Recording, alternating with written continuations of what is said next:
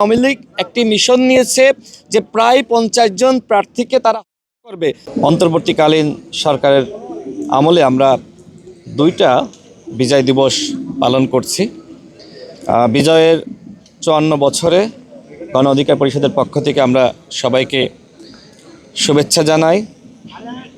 আমরা যে লক্ষ্য এবং উদ্দেশ্যকে সামনে রেখে স্বাধীন হয়েছিলাম, স্বাধীনতার এত বছরে বা বিজয়ের এত বছরেও কিন্তু এখনো পর্যন্ত আমরা সেই সাম্য, মানবিক মর্যাদা এবং সামাজিক সুবিচারের ভিত্তিতে একটি নতুন রাষ্ট্র, সেটা কিন্তু এখনো পর্যন্ত আমরা প্রতিষ্ঠা করতে পারিনি। দেখেন, এখনো পর্যন্ত আমরা বলছি নতুন রাষ্ট্র। ঠিক ওই সময় যারা মুক্তি ছিলেন তারাও একই কথা বলেছিলেন যে একটি নতুন বাংলাদেশ, নতুন রাষ্ট্র। অর্থাৎ দীর্ঘ সময় পেরিয়ে গেলেও এখনো পর্যন্ত সেই নতুন রাষ্ট্র যেখানে সাম্য, মানবিক মর্যাদা, সামাজিক সুবিচার থাকবে, সেটি এখনো পর্যন্ত আমরা প্রতিষ্ঠা করতে পারিনি। বিশেষ করে আমরা দেখেছি যে আওয়ামী লীগ যারা নিজেদেরকে সবসময় মুক্তি সপক্ষের শক্তি হিসেবে দাবি করেছে, সেই আওয়ামী লীগ কিন্তু গণতন্ত্রকে হত্যা করেছে এবং মহান মুক্তি চেতনা, সাম্য, মানবিক মর্যাদা, সামাজিক সুবিচার এবং যেখানে কথা বলার স্বাধীনতা থাকবে এবং চলাফেরার নিরাপত্তা থাকবে এবং যেখানে আসলে মানুষ অর্থনৈতিকভাবে আপনার এক সমৃদ্ধ হবে, সে ধরনের বাংলাদেশ কিন্তু আমরা গঠন করতে পারিনি। বিশেষ করে আমরা দেখেছি 14 সালের নির্বাচন, 18 সালের নির্বাচন, 24 সালের যে ধরনের দামি নির্বাচন, এই যে নির্বাচনী ব্যবস্থাকে ধ্বংস করার মধ্য দিয়ে আওয়ামী লীগ মূলত মুক্তি চেতনাকে ধ্বংস করেছে। এই কারণে কিন্তু 24-এর এই গণঅভ্যুত্থান হয়েছে। এই গণঅভ্যুত্থানে 2000 ছাত্র জনতা শহীদ হয়েছে। আমরা দেখেছি কিভাবে এই গণঅভ্যুত্থানের সময় নির্বিচারে করে শিশু থেকে বৃদ্ধ এবং তরুণদেরকে, এমনকি আমাদের মা বোনদেরকে গুলি করে হত্যা করা হয়েছে। তো আমরা এই ধরনের অতীতে আর ফিরে যেতে চাই না। আমরা মনে করি আমাদের সবাইকে একতাবদ্ধ হয়ে নতুন বাংলাদেশ গঠন করতে হবে এবং সেই লক্ষ্যে আগামী ফেব্রুয়ারি মাসে যে নির্বাচন হবে, সেই নির্বাচন হতে হবে অবাধ, সুষ্ঠু, নিরপেক্ষ এবং নির্বাচন।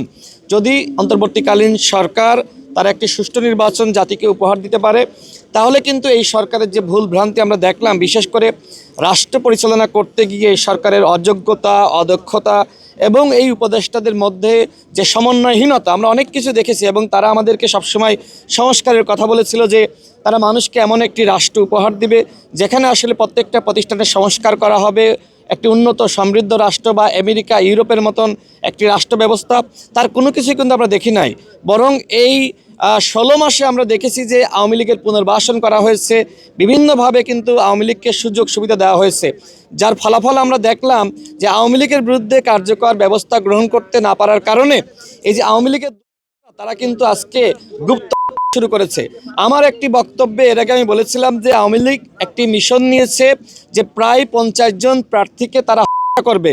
দেখেন, এটা কিন্তু এখন সত্য হতে শুরু করেছে। আমরা দেখলাম যে আমাদের একজন বিপ্লবী বলিষ্ঠ কণ্ঠস্বর, বিশেষ করে আওয়ামী বিরুদ্ধে এবং ভারতীয় আধিপত্যবাদের বিরুদ্ধে যিনি লড়াই করছিলেন, সেই আমাদের উসমান হাদি ভাই, তাকে কিভাবে হত্যার উদ্দেশ্যে মাথায় গুলি হয়েছে, এখনো পর্যন্ত সেই আসামিদেরকে গ্রেপ্তার করা যায়নি।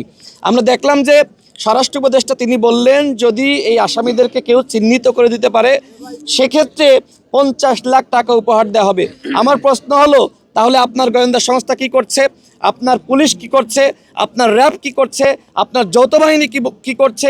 এর আগে আমরা দেখেছিলাম যে অপারেশন করেছিলেন।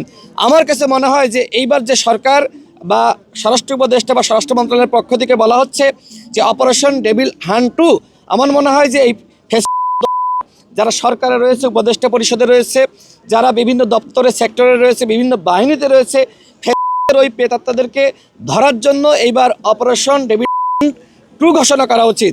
আমি সর্বশেষ বলতে চাই, দেখেন এই যে আওয়ামী লীগ অরাজকতা সৃষ্টি করছে এবং একই সাথে কিভাবে নির্বাচন করা যায় সেই চক্রান্ত কিন্তু আওয়ামী লীগ করছে এবং এর সাথে কিন্তু ভারতের এক ধরনের যোগ সাজেশ রয়েছে।